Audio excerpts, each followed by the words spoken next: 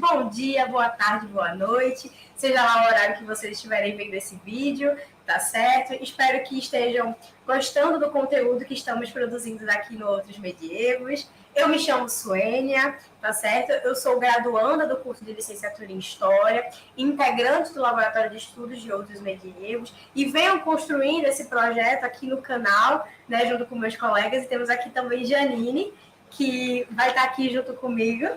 Boa noite, gente. Eu me chamo Janine Figueiredo, eu sou graduanda do 7º período em História. Também faço parte do Laboratório de Outros Medievos, junto com a Suênia. Ficamos muito felizes de vocês estarem acompanhando o nosso projeto. Esperamos que seja bastante satisfatória a entrevista que faremos hoje. Então, a gente vai trazer aqui os relatos da China e da Índia, que será a obra que a gente vai trabalhar. E o nosso convidado de hoje é o Pedro Martins Criado.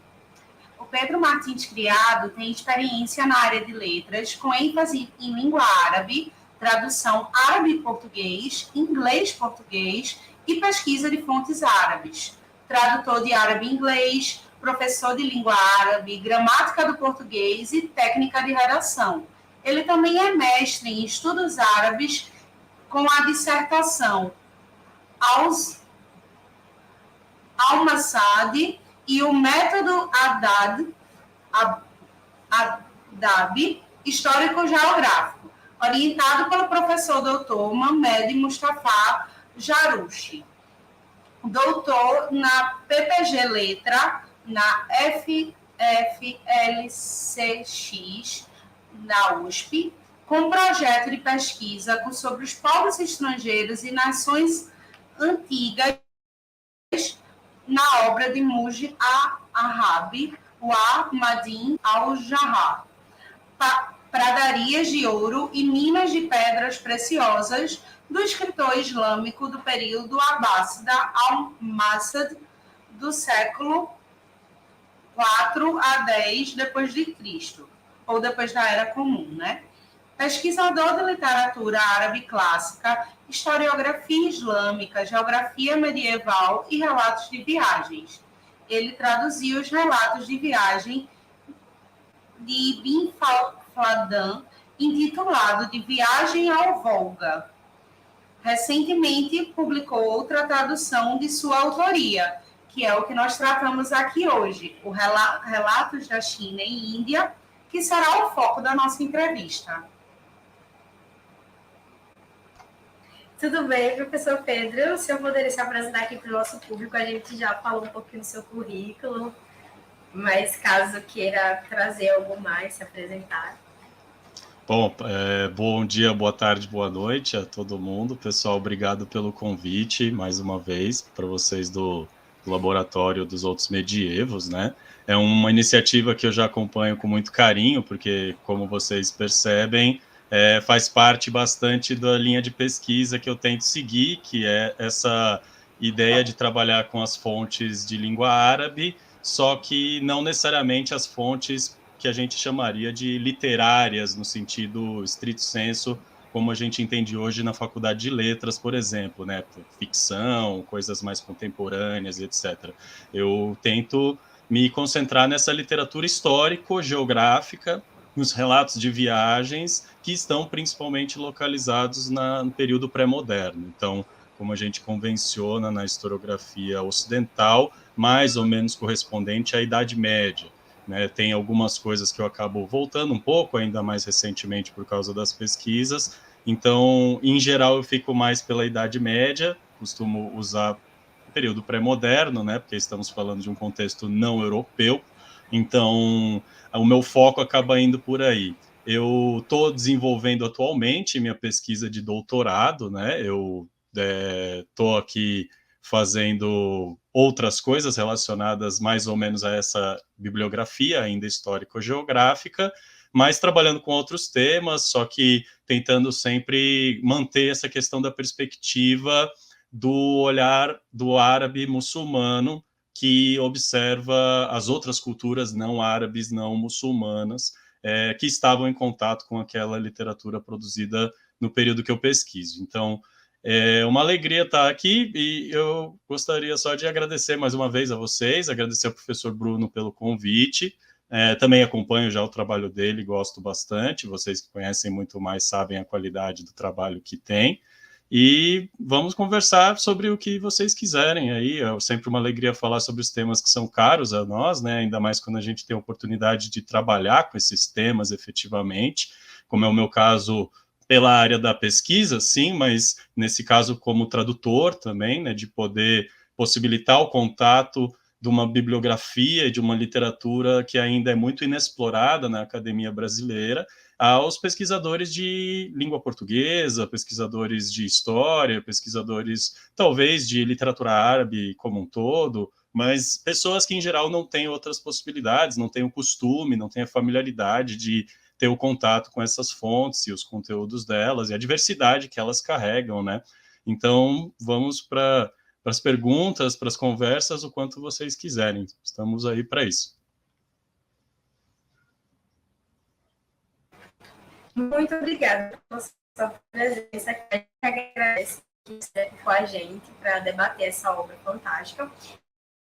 E aí, para iniciar a discussão, a gente queria saber se eu poderia comentar do que se trata os relatos da China e da Índia, né? E como foram esses primeiros contatos com essa obra e com esse documento. Certo. Eu vou dividir essa pergunta em duas partes, porque, como a gente sabe, né, existe o tempo da obra, né, o tempo em que ela está sendo produzida, e o tempo em que ela acaba se tornando um livro, né, o tempo que ela acaba chegando, digamos assim, para a recepção da cultura ocidental, que é mais ou menos contemporânea à recepção das primeiras obras da literatura árabe tida como clássica, né. Então, o primeiro tempo, o tempo do livro, que é quando se passa a obra, são meados dos séculos, entre os séculos 9 e 10 da Era Comum, que vocês mencionaram no começo, e ele se divide em duas partes. Só que como esse livro chegou, por exemplo, para mim, qual o contato que eu tive? Foi o contato através dos relatos de viagens. Então, o primeiro contato que eu tive foi com essa primeira metade da obra, através de um nome, né, que é o único nome que acontece ali, Suleimana Tejer. E aí eu fui indo atrás desse livro e fui pesquisando, né, Suleimana Tejer, no caso eu vou colocando aqui os nomes que forem aparecendo, eu vou tentando traduzir quando for necessário. Suleimana Tejer nada mais é do que Suleiman, o Mercador, certo? É um título. Então eu entrei em contato com esse nome, pesquisando outras coisas de literatura de viagens. E aí, observando mais esse contexto, né, no caso do século IX, que é quando está o primeiro livro, eu percebi que existia esse começo dessa tendência, né, já explorado em alguma medida pelos estudos árabes e estudos islâmicos, de produção de relatos de viagens. Só que não necessariamente como um gênero literário bem formado, com as suas convenções, com as suas complexidades, mas uma coisa um pouco mais rudimentar, digamos assim. Então, uma espécie de costume de compilação de relatos de várias pessoas. Então, esse livro, ele nasce como uma espécie de obra desse momento em que o Islã ele entrou em contato com uma região tão grande do mundo e com uma diversidade tão grande de pessoas e culturas e trocas culturais variadas, que esses assuntos passam a fazer parte da literatura. Os assuntos relacionados a esses povos de outros lugares do mundo. Lógico que esse contato ele tem suas limitações, por uma questão de distância, por uma questão de reprodução dos conteúdos, preservação dos documentos, como vocês são historiadoras, sabem melhor do que eu. Então, o que acontece? A gente começa a ter alguma espécie de representação desses povos e eles começam a ser relatos muito difundidos. Então, como a escassa produção desse tipo de relato, todo mundo que quer escrever alguma coisa sobre um povo muito distante costuma recorrer a essas mesmas fontes. Então, qual que é a questão aí do nível prático? É que eu estou num lugar, por exemplo, como o Iraque, e eu não tenho um acesso muito fácil com a China, por exemplo. Então, o único documento que me chegar sobre a China é aquele que eu vou tomar e agarrar com toda a minha força. E é aquele que as pessoas vão reproduzir e vão, de alguma forma, tomar como o conhecimento válido sobre aquela região. Então, esse livro, ele é uma espécie de exemplar desse tipo de fenômeno, da literatura sobre os lugares muito distantes, que estavam, de alguma forma, abarcando a informação factual, digamos assim, né, verídica, de contatos diretos, mas que, inevitavelmente, por causa do seu contexto, tanto de elaboração literária, como da própria maneira como as pessoas contavam histórias, está o tempo todo mesclado com questões um pouco questionáveis, né, com conteúdo um pouco mirabolante, fantasioso, né? A gente costuma, para o período da literatura medieval, usar o termo maravilhas, né? Maravilhoso. A ideia de que você tem uma experiência com algo desconhecido, incompreendido, e isso suscita uma reação que acaba transparecendo na sua expressão literária sobre aquele contato. Então você acaba, de alguma maneira, melhorando assim a imagem, né, enaltecendo as coisas, mas tentando grafar em alguma medida essas informações também, do seu nível mais verídico. Então, a origem desse livro no seu tempo, ela é mais ou menos essa de uma cultura com uma extensão de trocas comerciais muito grande e com uma alta sociedade cortesã, uma sofisticação também de pessoas da corte e uma busca dessas pessoas da corte pelo conhecimento erudito. Esse tipo de conhecimento distante é naturalmente parte do conhecimento erudito, porque é raro, é um conhecimento que não é qualquer um que tem. Então, o que a gente passa a ver é esse tipo de escrito, né, esse tipo de relato, como está inclusive no título da própria obra, né? Você tem uma necessidade de se apegar a esse conteúdo por uma questão também de escassez. Então, o que a gente vê é, quando as pessoas vão falar, por exemplo, sobre China, elas reproduzem muito conteúdo desse relato, elas, principalmente quando estão lá mais perto desse tempo do próprio livro, porque é difícil achar um segundo relato, é difícil achar uma segunda pessoa. Então, esse exemplar, né, ele acabou meio que sobrevivendo a partir desse processo de preservação dessa informação muito rara. O segundo livro, que faz parte, na verdade, o Relatos da China e da Índia, como a gente conhece hoje, a gente está tratando aqui, ele é um livro para nós, né, porque ele é um objeto que eu seguro assim na minha mão, mas aqui dentro ele é dividido em duas partes, que são 2 livros. Então, o que acontece com essa divisão? Ela é divisão de mais ou menos 70, 80 anos, né? Então, um deles remete praticamente à metade do século IX, por volta dos anos 850, depois da Era Comum, né, como vocês falaram, e o outro, a primeira metade do século X. Qual que é a questão dessa segunda metade? É que aqui a gente já tem uma pessoa encarregada de mexer com esse primeiro livro. Ele fala, eu fui encarregado de verificar o primeiro livro, seja lá o que isso quer dizer. E quando ele faz essa verificação, ele acrescenta outras histórias que ele também conhece, desse tipo de história, de marinheiro, desse tipo de história associada àquela região do mundo, então a China, ou a Índia, ou a várias partes do Oceano Índico. E ele aumenta, digamos assim, faz um anexo para essa primeira metade, da qual ele foi encarregado. Ele chegou a ele como um trabalho. Essa pessoa dá o seu próprio nome, ele se apresenta como Abu Zaid al-Hassan as-Sirafi. Abu Zaid, no caso, acaba sendo o nome que a gente convenciona dar uma autoria para esse conjunto, porque esse conjunto de 2 livros é fruto do trabalho dele, é fruto dessa pessoa. A gente sabe, falando sobre literatura nesse período, que o conceito de autoria é um conceito questionável, porque a gente pensa em autoria como uma coisa inédita, alguém que produz um conteúdo. Então, a gente não usa normalmente o termo autoria nesses estudos árabes islâmicos e do período pré-moderno, a gente usa o termo compilador. Então, Abu Zaid é um compilador de relatos, e quando ele é encarregado de verificar esse primeiro, ele acrescenta outros que ele também conhecia. Só que quando você pega a diferença entre esses dois, nós vamos falar disso um pouco mais à frente, você percebe que ele tem outro tipo de envolvimento com essa literatura. Ele não é, né, e isso eu afirmo com uma tranquilidade, ele não é uma pessoa que tem a experiência vivida do marinheiro, do mercador. Ele é claramente uma pessoa mais envolvida com as elites, né? Inclusive uma outra fonte, que é o autor que eu pesquisei no mestrado, ele fala que o Abu Zaid é primo de um governante, Então, uma pessoa bem relacionada, mas que provavelmente tem mais contato com as histórias que os mercadores contam nos portos e nas cidades, e não exatamente com as viagens em si. Então, você percebe isso pelo conteúdo, você percebe que ele está mais interessado nesse processo de elaboração literária, que se torna ali uma realidade das histórias de marinheiros, do que na transmissão de informações verdadeiras, por exemplo. Então, você percebe essa convivência dessas duas disposições nas duas metades desse livro. Indo para o tempo do livro, né, enquanto um objeto que a gente recebe agora, a gente pode começar pelo século XVIII, né, que é quando os primeiros franceses começam a estudar o manuscrito propriamente dito. Então, do ponto de vista material, esse texto sobrevive em apenas um manuscrito. E esse um manuscrito ele está digitalizado, disponível na Biblioteca Nacional da França, tem aqui no computador, inclusive, se vocês quiserem ver, ele está à disposição.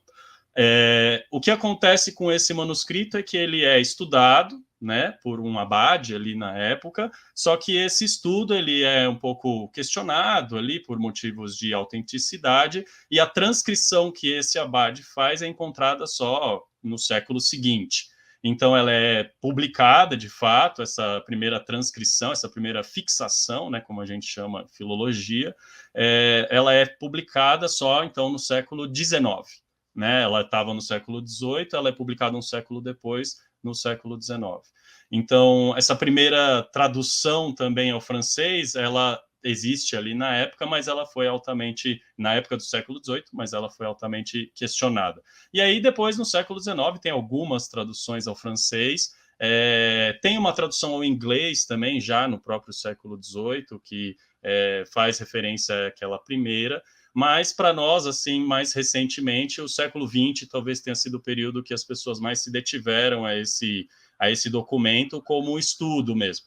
Principalmente a primeira metade do livro, que é a metade que os estudiosos, principalmente das áreas de história, geografia e dessa literatura mais verídica, né, factual, costumam se ater, porque é onde tem ali os relatos dos viajantes em si, uma experiência um pouco mais empírica, né, um conteúdo um pouco mais diferente, assim, que tende a suscitar mais reflexões para o pessoal da história, da geografia e etc.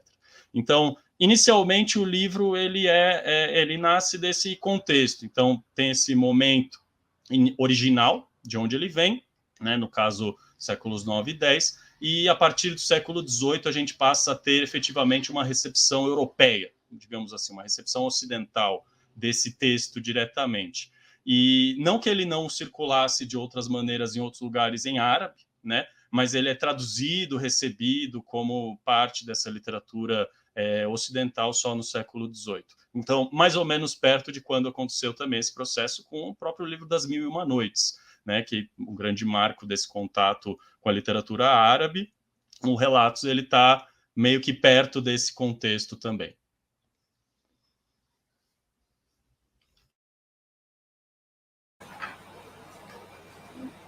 Assim, aproveitando, então, diante desses diversos processos que esse documento passou ao longo do tempo, a gente se indaga sobre o próprio ofício em si, do tradutor, né?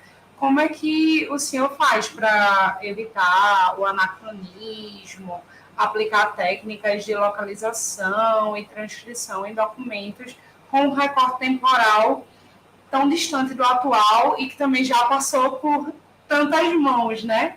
E quais foram também os outros desafios que o senhor encontrou na tradução do Relatos da Índia e da China, além desses pormenorezinhos de tradução, localização e as diversos manuseios que o documento teve ao longo da história?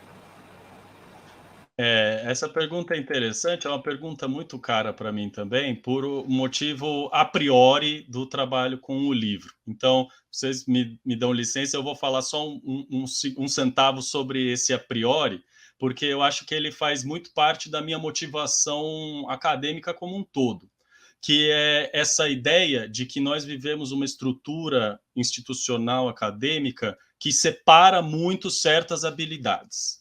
No caso, eu estou me referindo às habilidades históricas e às habilidades linguísticas.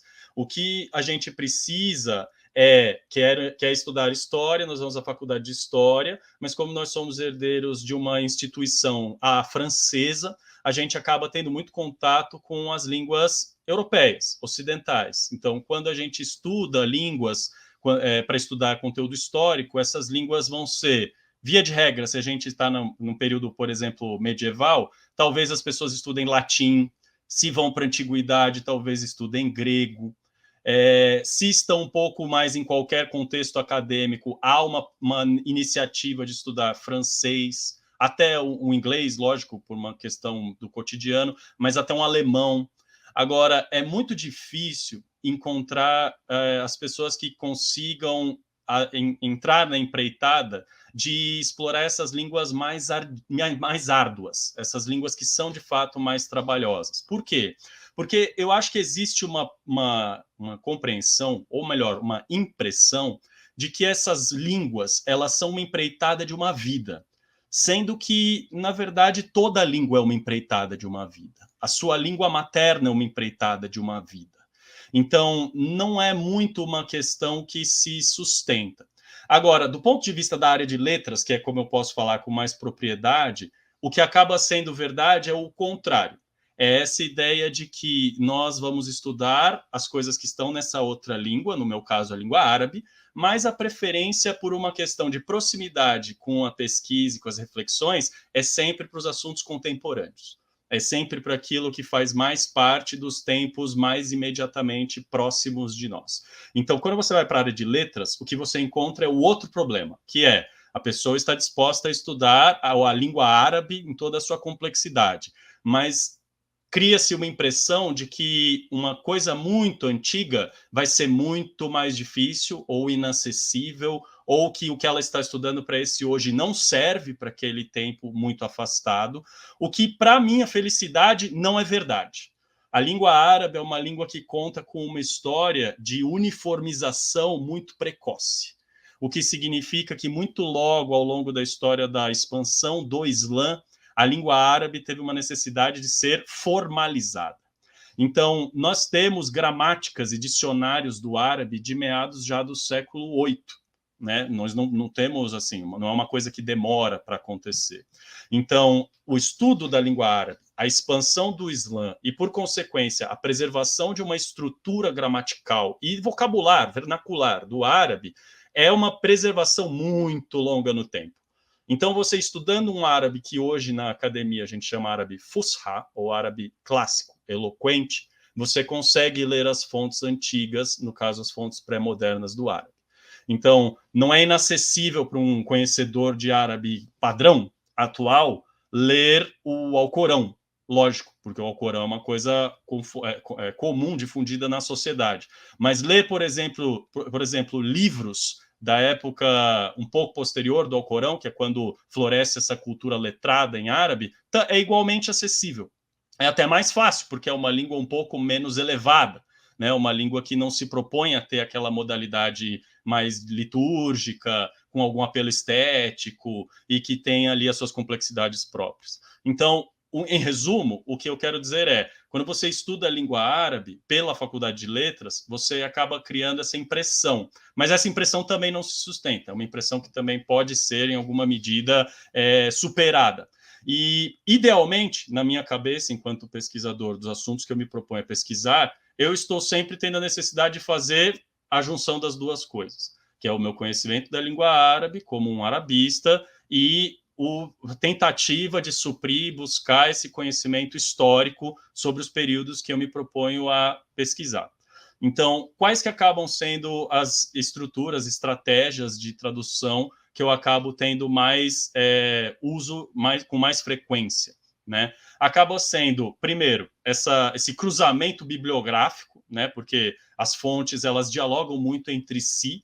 Então, como eu falei antes, as pessoas não estão se preocupando com manter um relato que vem de um lugar. Naquele lugar, elas vão se apropriar daquele relato e vão transmitir nas suas próprias obras. Né? Aliás, um outro conceito que não se aplica a essa época é a ideia de plágio, né? A ideia de você copiar alguma coisa ipsis literis e transmitir, ela às vezes é muito bem-vinda, porque do ponto de vista, para nós hoje, olhando com esse afastamento, são duas pessoas tentando usar mais ou menos o mesmo texto, o que faz com que as variações sejam reduzidas, ou quando elas acontecem, elas são mais fáceis de traçar e tudo mais. Então, do ponto de vista da tradução, o que eu acabo tendo muita necessidade como vocês falaram, a pesquisa histórica.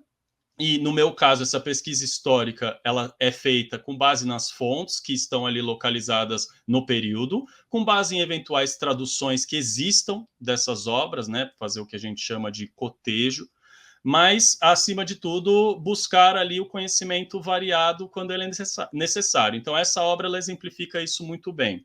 Por quê? Porque o tipo de questão difícil de tradução dessa obra não é exatamente uma questão de anacronismo, por mais que essa questão apareça, né? Ela tem a questão do tempo, do distanciamento no tempo, mas para mim às vezes era mais difícil a questão da localização geográfica ou da linguagem que está associada a um lugar desse trajeto que está sendo descrito no livro, um estrangeirismo que aparece também com frequência no texto.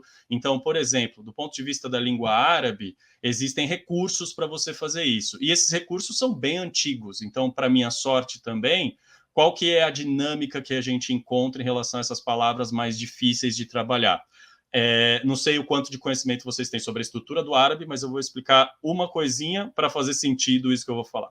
A língua árabe é uma língua que a gente chama de abjad, quer dizer, ela não funciona com base na representação de todos os sons como letras.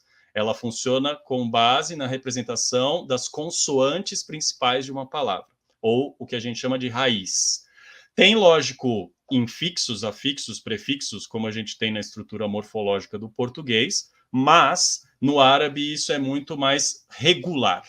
Então, o que isso quer dizer? Você consegue olhar o formato de uma palavra sem saber exatamente quais são todos os sinais que ela tinha que ter ali. No caso, as vogais não são letras, elas são diacríticos, acentos, né? Sinalizações como a gente faz em português, um acento grave, um acento agudo, um tio. Isso em árabe são as vogais, e são as pausas, e são os sinais de leitura, de vocalização. Quando você está fazendo uma escrita corrida em árabe, você não faz esses sinais. Você sabe que o leitor conhece a estrutura da língua, então ele é capaz de deduzir esses sinais. Só que, quando as palavras vêm de línguas estrangeiras, é comum que os escribas coloquem esses sinais, porque você precisa, de alguma maneira, fixar, né, oficializar para o leitor que não está vendo, reconhecendo aquela estrutura, como ele deve vocalizar aquilo, como ele deve pronunciar aquilo. Então, às vezes isso acontece, né? Dito do ponto de vista da transmissão material. Às vezes o manuscrito tem ali uma palavra que tem os diacríticos. Às vezes não. Então, às vezes você tem que deduzir. E aí você vai deduzir com base em questões de proximidade. Então, como que a gente faz para fazer esse raciocínio? Um exemplo fácil, eu acho que de compreender, porque inclusive é uma palavra que não tem a questão dos diacríticos. É uma palavra que só tem o que a gente chama de vogais longas. Então, são letras também. O nome da cidade de Guangzhou, na China, é transcrito como Hanfu. Hanfu é a tentativa de um falante de árabe de transformar essa sonoridade Guangzhou em algo que ele consiga escrever. Então, você vai pegar o texto, você vai ler ali Hanfu, e você não sabe onde é isso. Mas pela descrição, você localiza ali no que a gente chama em português de o cantão, né? Então, também uma proximidade com esse som, né? Guangzhou, Hanfu, cantão. Então, você tem esse jogo de identificação através da proximidade. Agora, tem casos que nem a proximidade me ajuda, porque elas seriam proximidades com línguas ou que eu não conheço, como o persa, né? Tem alguns estrangeirismos do persa e de línguas da Índia, ou do próprio chinês no texto, que aí é a questão de você tomar a postura mais assim, pé no chão possível. Então, o que você consegue fazer com essa palavra? Eu consigo saber que ela tem tais letras. Como na hora de escrever essa dúvida, você, na verdade, está tomando uma decisão editorial e não uma decisão tradutológica, O que você faz é tomar essa decisão para efeitos de representação. Então, por exemplo, a minha tradução do livro tem palavras dentre esses estrangeirismos que eu não tenho como atestar 100% que aquela vogal é aquela vogal. Mas como eu estou lidando com uma edição que vai ser lida por um público mais estendido, e não uma edição acadêmica, por exemplo, que eu poderia deixar lá só a transcrição técnica, e ao invés das vogais que eu não sei, eu coloco um ponto.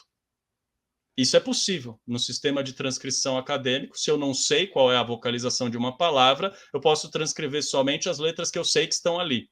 Agora, para uma pessoa que não está lidando com o contexto acadêmico, conseguir pegar esse texto e ler, eu preciso tomar essa decisão. Então, essa decisão, ela inevitavelmente tem a ver com um tipo de autonomia que eu tenho que desenvolver nesse processo. Né? E como a gente repete, né, a máxima do tradutor é que o tradutor é sempre o traidor. Né? Ele sempre está, de alguma forma, distorcendo as coisas. Nesse caso, trabalhando com literatura de cunho histórico, o que eu entendo é que essa traição ela tem que ser calculada, ela tem que ser intencional.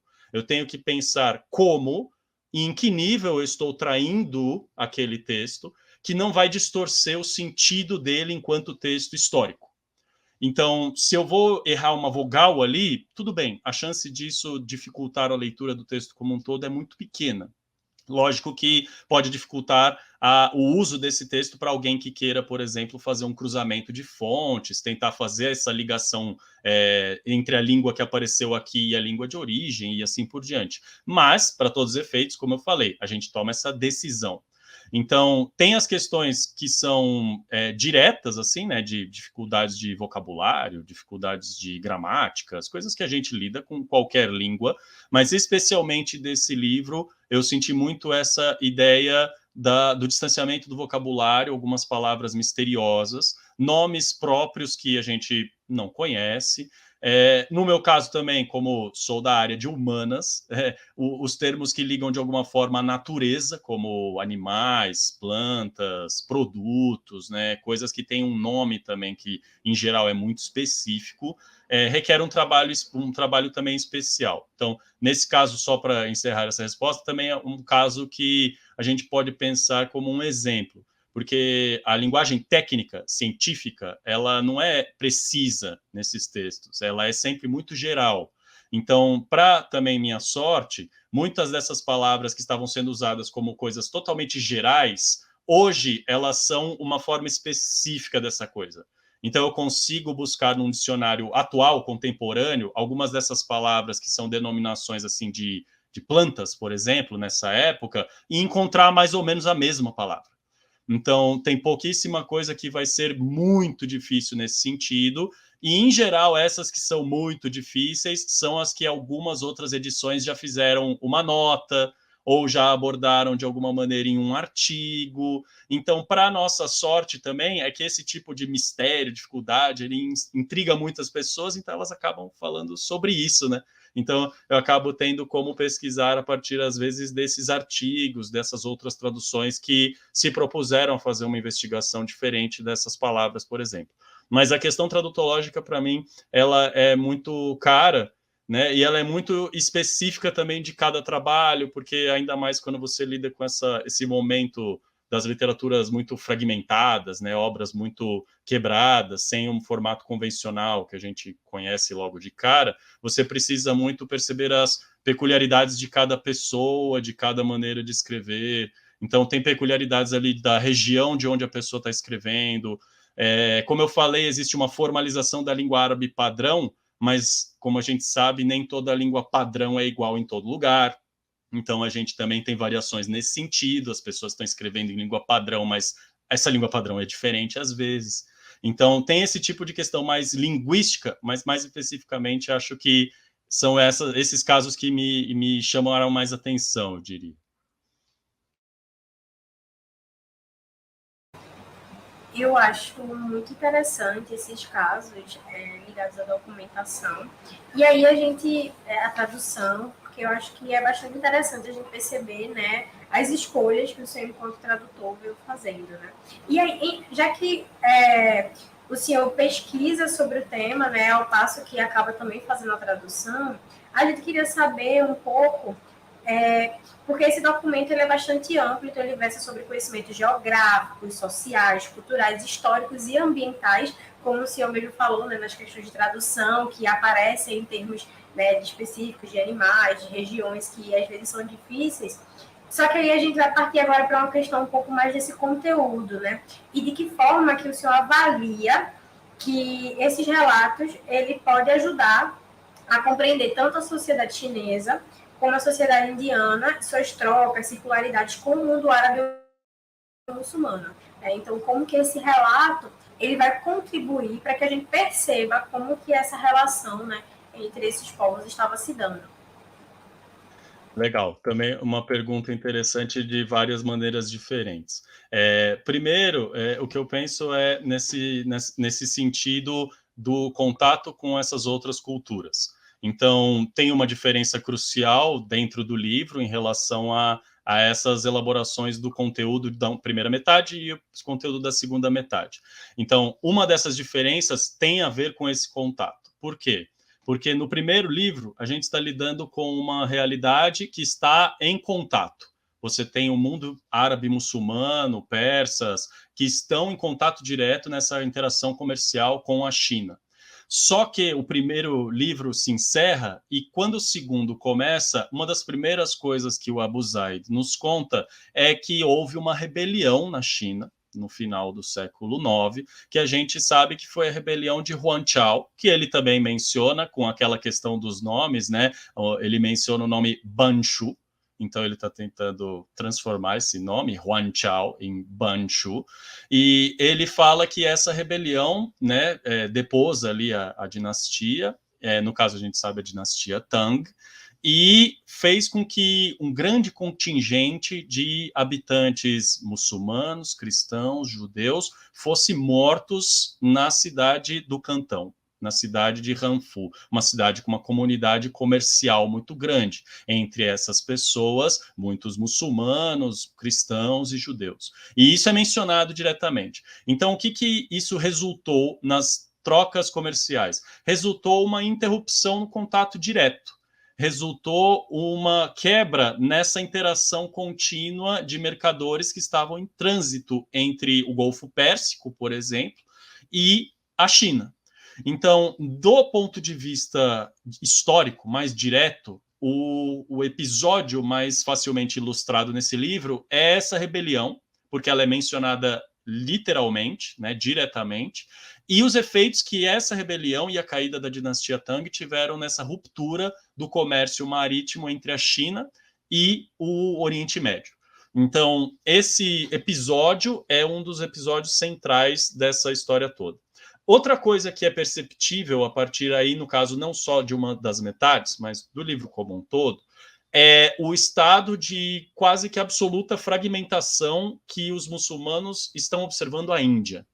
Então, você sabe que existe ali uma multiplicidade maior do que na China, eles falam que é mais fragmentado, tem mais reinos, mas é sempre muito mais difícil para nós, leitores, entender essa fragmentação, porque o próprio entendimento desses relatores não parece ser muito profundo. Então, faz parte do percurso, eles, lógico, estão em troca e contato com a Índia, mas como a situação lá parece estar um pouco mais difícil, mais caótica, mais fragmentada, os informantes percebem isso. Então, é uma questão que a gente pode atestar também de outras maneiras históricas, que nesse momento, do século IX, a China tinha uma certa unidade maior do que a Índia de fato, e isso é percebido pelos relatores muçulmanos. Não são relatores que estão lá próximo, na região vizinha, no Sudeste Asiático, por exemplo, está no meio do caminho, mas sim lá no Golfo Pérsico. Então, essa informação ela está disponível. Outras questões que também aparecem com muita frequência e que, para mim, talvez sejam o ponto forte desse livro é o interesse que esses relatores têm pela organização dessas sociedades, da sociedade chinesa e da sociedade indiana, dos costumes que essas pessoas têm. Então, por exemplo, você tem não só questões relacionadas ao comércio, como os produtos que cada lugar vende, que seria esperado de um mercador se focar sobre isso, mas os costumes que as pessoas têm dentro da própria terra delas. Então, você tem ali sistemas de administração, você tem um comentário interessante, inclusive, sobre o recolhimento de tributos dos jovens na China a partir dos 18 anos, e quando eles fazem 80 anos, eles recebem uma aposentadoria, por exemplo. Então, esse tipo de afirmação ela é muito valiosa, porque ela está sendo feita de um observador externo sobre a realidade da estruturação social de um país, no caso não um país, né, um Estado-nação, mas de uma região do mundo com aquela cultura, com aquela população. Então, você tem essas possibilidades de pegar essas pequenas afirmações, que às vezes são muito curtas, né, muito breves, e tentar entender qual é o contexto que essas afirmações estão sendo feitas sobre a realidade das sociedades de fato que estão sendo observadas. No caso, acho que o forte desse livro é a observação da China. Como eu falei, tem muito conteúdo de observação da Índia, mas você percebe que por causa desse estado de fragmentação e por causa talvez de um estranhamento também muito grande desses observadores para com os indianos, você percebe uma imagem um pouco mais esquisita dos indianos também a maior parte das vezes. Né? Você tem cenas que são claramente submetidas a essa extrapolação do maravilhoso, né? Que não é exatamente uma coisa factual, literal. Né? Você está vendo ali um exagero, por exemplo, o primeiro livro fala sobre as setas que se jogam no fogo, e o segundo livro fala que quando o rei morre, toda a corte dele se joga no fogo, umas coisas assim. Então você percebe essas extrapolações, que elas acabam sendo temáticas, né? Elas acabam constituindo uma tópica, às vezes associada àquele lugar, mas que acabam ganhando essa manipulação, que tem o seu grau de veracidade. Então, a gente sabe da relação de ascetas indianos com o culto do fogo, desde muito antigamente, mas essa ideia das imolações massivas, né, do pessoal que pula ali na fogueira, já parece ser uma extrapolação um pouco maior. Então, esse contato, ele não é sempre um sinônimo de objetividade, né, de uma informação verídica, de uma coisa que você está de fato observando naquele lugar e você está relatando. Lógico que entra muito aí também da questão do quem é o relator, o quanto essa história se repete, então tem outras questões do nível da transmissão desse tipo de informação. Mas em relação ao contato e essa circulação do mundo islâmico com essas regiões, o que a gente percebe mais, pelo menos ao meu ver, são essas informações de cunho social. Agora, se a gente for falar do ponto forte, talvez, dessa realidade desses informantes, não tem como não falar de comércio. E falando de comércio, por causa desse livro, a gente também tem uma certa dificuldade, por causa de padrões contemporâneos, de saber como lidar com essa literatura que fala de comércio, relatos de viagens, e, em geral, no contexto da literatura árabe, a gente associa esses escritos à literatura geográfica, porque a geografia ela é muito tributária desse tipo de informante, desse tipo de pessoa que tem condição de entrar em contato com esses lugares e dar esses registros super raros desse tipo de localidade. Então, medidas, por exemplo, daqui até o porto tal tem tantas paraçangas, né, que é uma unidade de medida persa, que você percebe que os navegantes estão usando e você percebe que eles estão coletando ali o que foi dado como um registro de uma pessoa que tem condição de dar essa informação, um marinheiro, né, um mercador. Então, esse tipo de informação depende muito desses informantes. Antes desse tipo de contato e desse tipo de fonte, digamos assim, desses informantes, ser aceito para essa literatura, o que a gente tinha era autores um pouco mais fechados naquelas menções às obras clássicas. Então, a geografia árabe ela é muito tributária, principalmente seu início, de Ptolomeu e Marino de Tiro, por exemplo.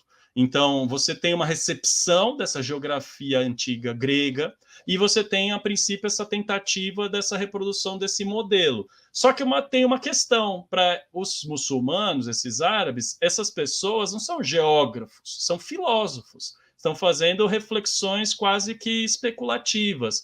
Então, quando você tem esse contato com um mundo tão expandido, e você começa a coletar experiências e relatos tão diferentes daquilo que os filósofos deduziram, o que você começa a fazer é perguntar para essas pessoas qual é, então, a realidade dessa situação.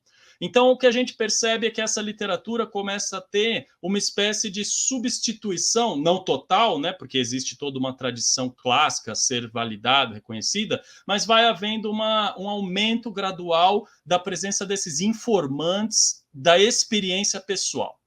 E no caso aí a gente tem esses mercadores, marinheiros, que são a principal fonte de informação para esse tipo de atividade comercial. Então, o que a gente vê? Descrições de trajeto, a gente vê nomes de lugares, então essa é uma das partes mais recorrentes do livro, são essas menções a lugar tal, né, a cidade tal, a ilha tal, e nomes de produtos, né, que são também coisas que mexem com a atenção não só desses mercadores, mas dos possíveis leitores desses textos, que, como eu falei, são pessoas, muito provavelmente, das elites ou envolvidas com algum tipo de atividade comercial também, e que querem saber sobre esse tipo de produto. Não só porque eles têm um possível valor de compra e venda, no sentido econômico, mas porque esses produtos também são contatos com essas regiões do mundo. Então, uma forma de entender esse produto também e a função que ele acaba desempenhando nesse tipo de literatura é a função do localizador geográfico. Um produto que consegue mostrar para uma população distante o que é, ou onde é, ou como é todo um outro lugar do mundo. Então, essa forma de você mostrar para uma pessoa que não sabe onde é aquele lugar no mapa, você falar, bom, essa coisa vem de lá. Isso é uma forma de localizar essa pessoa, de você mostrar para ela que existe um contato com aquela região, naquela região se extraem coisas que fazem parte do cotidiano dessa pessoa que está recebendo isso aqui. Então, do ponto de vista dessas trocas, dessa interação, eu acho que o comércio é o grande veículo, mas, para mim, o que mais chama atenção são essas observações mais de cunho, talvez, sociológico, antropológico, então, costumes, né, que a gente pode observar sendo descritos, porque, claramente, eles cumprem uma função na hora de criar a percepção que esses observadores estão fazendo desse povo observado. Então, o que é, por exemplo, um caso exemplar disso, é você pensar no procedimento da tradução cultural, de você ter uma necessidade de pegar uma coisa que está numa realidade diferente da sua e você usar termos da sua realidade para descrever aquilo. Porque você sabe que quem vai te ler ou ouvir o seu relato depois não conhece aquela realidade, ela conhece a sua. Então, por exemplo, tem uma palavrinha ali, um exemplo clássico disso, um exemplo fácil de perceber, que é uma palavra como maita, né, que aparece no texto ali em um determinado momento, falando que os chineses comem uma carne que é abatida de maneira imprópria, né, que eles comem porque faz parte dos costumes deles poderem comer aquilo. O que acontece com esse muçulmano que está tentando traduzir isso, está tentando falar sobre isso para um outro muçulmano, por exemplo, que vai ouvir esse relato? Ele usa um termo que para ele faz total sentido, que em árabe é esse que eu falei, maita. Literalmente, em árabe, maita é um morto, um cadáver. Só que o que um muçulmano quer dizer quando ele fala a palavra maita? Quer dizer que aquela carne não é halal. Ele não pode comer.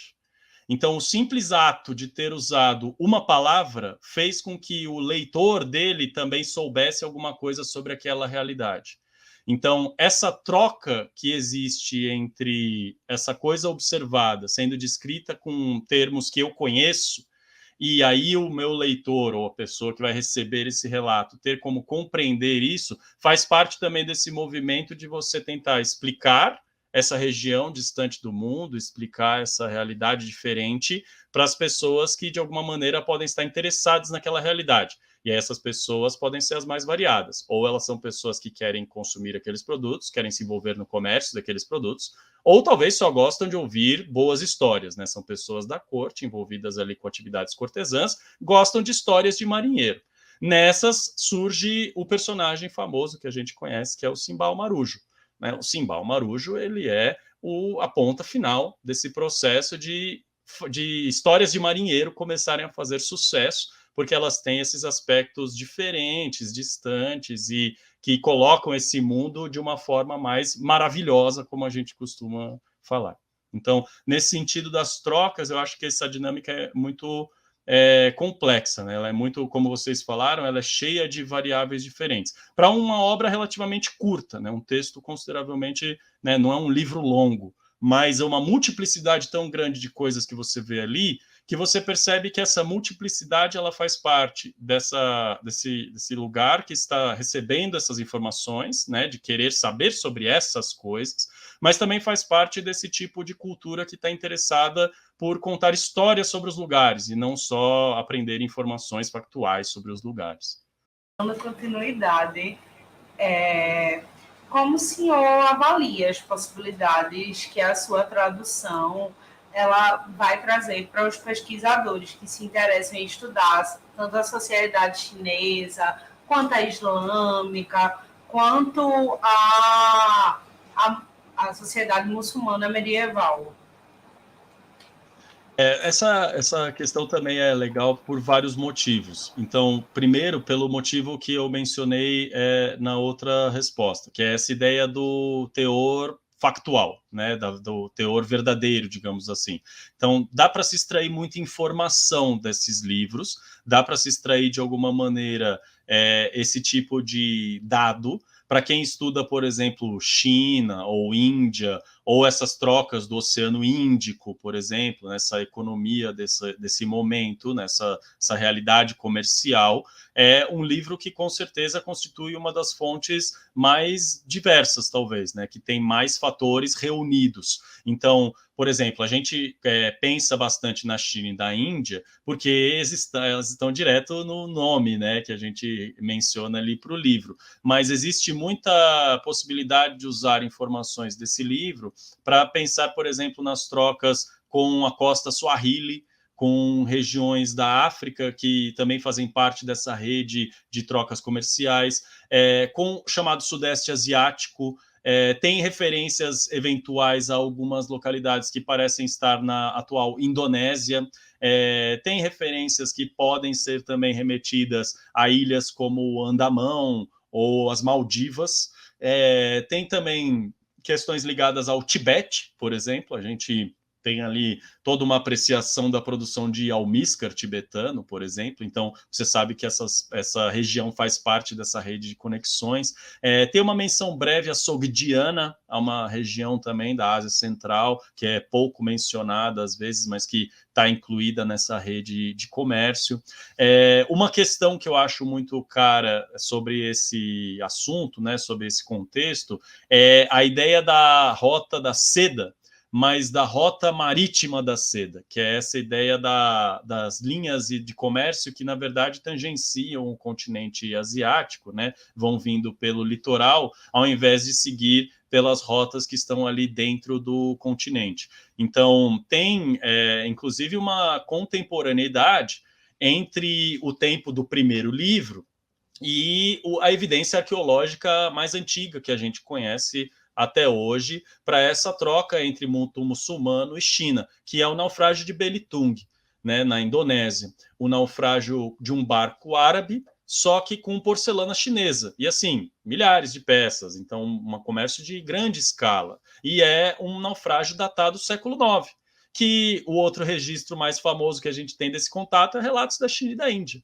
Então a gente tem uma espécie de corroboração desse tipo de interação, dessa realidade, da intensidade, do volume desse contato, da frequência desse contato, né? Como eu falei antes, o segundo livro começa falando que teve uma grande matança de muçulmanos, cristãos, judeus, e o número que ele dá ali é de 100 mil pessoas. Isso morando no Cantão, em meados do século IX. Então, é uma população considerável, né? Um número considerável de pessoas. Então, do ponto de vista do trânsito de gente, isso também é uma informação valiosa, né? Da gente pensar que esse contato, ele não tem aquela característica estereotípica que a gente pensa de, o mercador é a única pessoa que tem contato com aquele lugar, ele vai até lá, ele fica o mínimo de tempo possível e ele vem embora, né? Lógico que tem a questão da viagem ser muito demorada, a tecnologia ser um pouco mais precária, né? Então a gente demora mais para fazer as coisas. Mas de você pensar que tem um contingente de 100 mil pessoas assentadas no Cantão, morando no Cantão, é um número que às vezes nos impressiona, de pensar, bom, todas essas pessoas são então adeptos de uma religião que em última instância não é da China, ou estrangeiros, né, que estão ali vivendo nessa realidade tão distante já no século IX, né, com uma comunidade muito provavelmente fundada ali por comerciantes e que está interessada em manter esse contato com esse lugar. Então, do ponto de vista desses estudos sobre a China, por exemplo, eu acho que tem muito material para ser trabalhado nesse livro. Do ponto de vista da Índia, como eu falei, isso já é um pouco mais difícil, mas mais por uma questão do que me parece ser um fruto dessa percepção desses observadores, dessa percepção mais confusa e mais difícil de colocar em termos fáceis de entender, né, de expressar, de registrar. Então, às vezes a gente associa mais a Índia a esse lugar das maravilhas, das coisas exóticas, né? Não à toa a tradição da literatura das maravilhas vai explorar muito isso, né? Logo depois do Relatos da China e da Índia, né? Um pouco tempo depois, existe uma outra obra chamada Maravilhas da Índia, né? Que também escrita em árabe e que o início dessa obra ela reflete isso, falando algo nesse sentido de que Deus criou 10 partes de maravilhas pelo mundo e 9 ele colocou no Oriente. Né? Isso uma pessoa falando, né, um persa, escrevendo em árabe, e colocou tudo isso no Oriente, seria a Índia e a China. E aí ele fala que é o lugar por excelência dessas maravilhas, né? É onde as pessoas vão para viver histórias maravilhosas, ter essas experiências maravilhosas, no caso desse tipo de contato inusitado que acaba sendo registrado de uma maneira, às vezes, não muito bem compreendida, né? Não muito sóbria por esses observadores. Então, eu acho que, do ponto de vista dos estudos, uma das questões que me interessa bastante desse livro é a possibilidade das pessoas começarem a ter um contato direto com as fontes árabes. Então, como eu falei para vocês já, do ponto de vista da minha empreitada acadêmica como um todo, o que eu acho que pode ser mais vantajoso do meu trabalho é talvez a tradução, porque a tradução possibilita que outras pessoas de outras habilidades que eu não tenho consigam olhar para esse livro também, que é uma fonte e que pode ser estudada e explorada de maneiras que eu não consigo. Então, o que eu sei fazer talvez possibilitar o acesso a essa fonte. É possibilitar que pesquisadoras, né, pesquisadores e pessoas que de alguma maneira queiram às vezes só ler e ter contato com essa realidade, possam ter um recurso, né, um meio para ter contato com essa realidade. Porque uma questão também que eu acho que é importante, a gente acabou não tratando, porque é uma questão mais literária. Mas quando você vê esse livro na sua frente, na forma de um livro, para a maioria das pessoas, né, para nós aqui não, porque nós estamos mais ou menos acostumados com literatura histórica. Então, a gente sabe como funciona esse contato. Mas para a maioria das pessoas, você pegar um livro na mão significa o ato de você ler uma espécie de enredo contínuo, uma narrativa que vai se desenvolver e terminar. E esse livro não é assim, né? Ele é altamente fragmentado, altamente bagunçado, né? Ele é muito mais um emaranhado de coisas juntas que não estão muito ligadas do que uma unidade que se desenvolve, se resolve, né? Como a gente está esperando na maior parte das vezes de uma obra de ficção. Mas como eu falei, esse livro não é uma obra de ficção. A gente vê ele nesse formato livro, mas ter esse contato com ele é muito difícil. Então, eu acho que isso é parte também do trabalho, é a gente falar sobre essa ideia de ter um contato com uma forma de literatura que não é convencional, né? Não é um tipo de literatura que a maioria dos leitores, assim, mais, digamos assim, despretensiosos, né? Pessoas que são leitoras e não pessoas da academia, da história, das letras, das ciências sociais ou da antropologia, são pessoas que não vão ter esse contato com esse livro.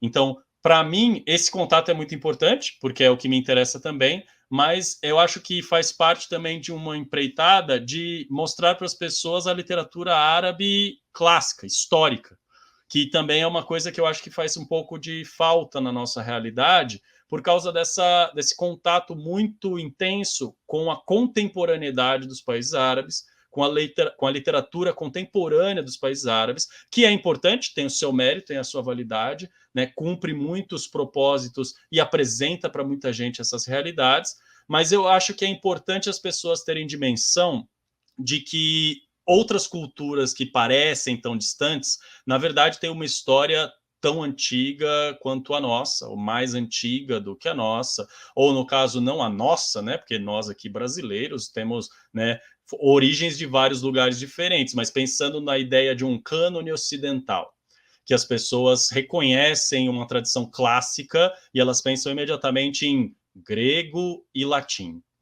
Só que, historicamente falando, o árabe é uma parte importante da transmissão desse processo. Né? A gente não teria acesso, por exemplo, a muitas literaturas, inclusive gregas, se não fosse a preservação material dessas coisas em árabe durante o período pré-moderno. Para ir um pouco além da questão material, eu sempre me interesso e faço questão de destacar que existe uma contribuição do ponto de vista também árabe islâmico. Existe a contribuição epistemológica. É um ponto de vista diferente que, se a gente não entra em contato com essas literaturas de temporalidades mais afastadas, a gente simplesmente não vai conhecer. A gente vai ficar sempre na especulação, na elucubração. Ah, será que é parecido com a literatura ocidental de viagens, por exemplo? Então, é um paralelo que eu acho que é imediato na cabeça das pessoas, porque é o que elas ouviram falar. Marco Polo. Quão comparável é um livro como Relatos da China e da Índia e Marco Polo? Olha, em alguma medida, tá? Dá para comparar algumas coisas, mas é o mesmo tipo de produção literária? É o mesmo tipo de contexto, de contato com o livro? Não, é totalmente diferente. Então, essa ideia de esse livro ele te possibilita não só o conhecimento desse conteúdo que está representado nesse livro, mas o conhecimento de um ponto de vista sobre esse conteúdo, eu acho que isso é muito construtivo também, para sair um pouco da epistemologia ocidental, né? Estamos falando aqui de outros medievos, certo? Como eu falei, eu não entendo muito essa ideia de medievo para o contexto islâmico, mas eu entendo o contexto pré-moderno, que é um contexto que é pouquíssimo explorado, no sentido da exploração de dentro, de você, como eu falei, se propor a ler as obras, se propor a pensar a perspectiva dessas obras, e isso começa por esse contato com as fontes. Então, para mim, a fonte, ela tem essa função dupla. Eu posso traduzir a fonte para um pesquisador que não vai estudar árabe, mas tem condição de estudar o conteúdo desse texto, mas eu posso traduzir a fonte para uma pessoa qualquer, que queira ler esse texto e possa, a partir desse texto, começar a criar uma imagem um pouco mais complexa da história de toda uma cultura e uma civilização e um conjunto de culturas e civilizações que é a tradição islâmica. Então, eu acho que esse ponto é uma das grandes vantagens tanto da pesquisa quanto desse trabalho com tradução. Né? Eu acho importante fazer a pesquisa, acho importante expor as minhas ideias, mas eu também acho que o trabalho de divulgação, não só no sentido de comunicar os conteúdos para o público, mas de possibilitar que o público leia as fontes, leia os livros, tenha contato com essas coisas, eu acho que é uma das minhas maiores motivações nesse caso. Eu achei muito pertinente todas as suas respostas e toda a discussão que foi travada aqui, mas infelizmente essa entrevista está chegando ao fim. A gente poderia passar horas debatendo essa obra que é muito vasta, né, que tem diversos aspectos que podem ser tratados aqui, né, mas infelizmente a gente tem alguns tetos e limites de horário, enfim. E aí a gente gostaria de agradecer pela sua participação, que foi assim incrível e vai agregar bastante no conteúdo para o nosso canal e para o nosso laboratório. E gostaria de lhe perguntar se gostaria de falar, dizer algumas considerações finais, dar uma palavrinha para quem está assistindo esse vídeo nesse momento. Bom, eu que queria agradecer de novo pelo convite, pela participação, por poder conversar com vocês, pelo convite do professor Bruno, para quem eu também mando um abraço, e só agradecer e esperar, assim, torcer para que esse contato e essa exploração desses mundos diferentes continuem, né? Então, eu acho que a gente está num momento bom, né, um momento propício desse tipo de discussão, e desse tipo de abertura de horizontes, né, de expansão de horizontes. Então, como eu falei para vocês, eu não sou historiador, eu não sou da área de história, mas eu tenho algum contato com os estudos, principalmente mais atuais, que me atraem bastante.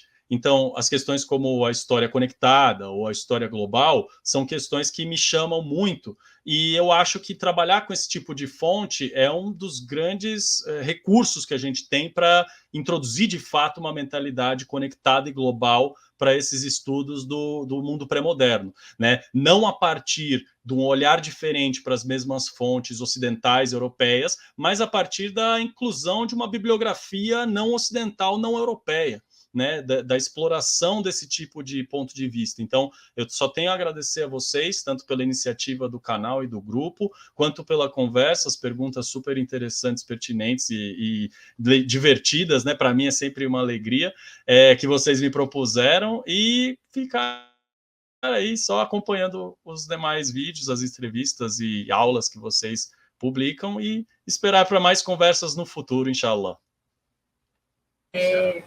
É isso, gostaria de agradecer a todos e todas que chegaram até o final desse vídeo.